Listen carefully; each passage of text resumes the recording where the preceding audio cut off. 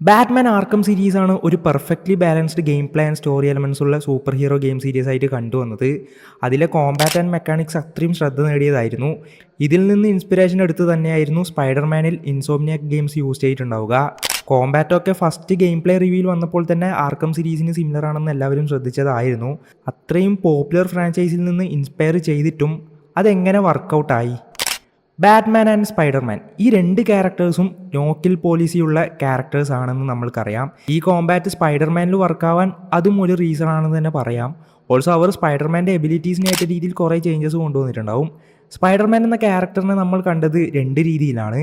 നമ്മൾ ചെറുപ്പത്തിൽ Spiderman movies കാണുമ്പോൾ പീറ്റർ പാർക്കർ എന്ന ആൾട്ടർ ഈഗോ അല്ലെങ്കിൽ നോർമൽ ഹ്യൂമൻ ക്യാരക്ടറിൻ്റെ സ്റ്റോറി ലൈൻ വരുമ്പോൾ ബോറടിച്ചിരിക്കാറാണ് പതിവ്. സ്പൈഡർമാൻ വന്ന് വില്ലന്മാരുടെ കൂടെ ഫൈറ്റ് ചെയ്യുന്ന സീൻസ് കാണാൻ വേണ്ടിയാണ് പണ്ട് സ്പൈഡർമാൻ മൂവീസ് കാണാറ് തന്നെ.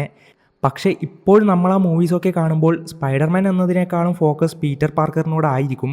കാരണം ആ ക്യാരക്ടറിൻ്റെ പേഴ്സണൽ പ്രോബ്ലംസ് ഇഷ്യൂസൊക്കെ നമ്മൾക്ക് പലർക്കും റിലേറ്റബിൾ ആയിരിക്കും.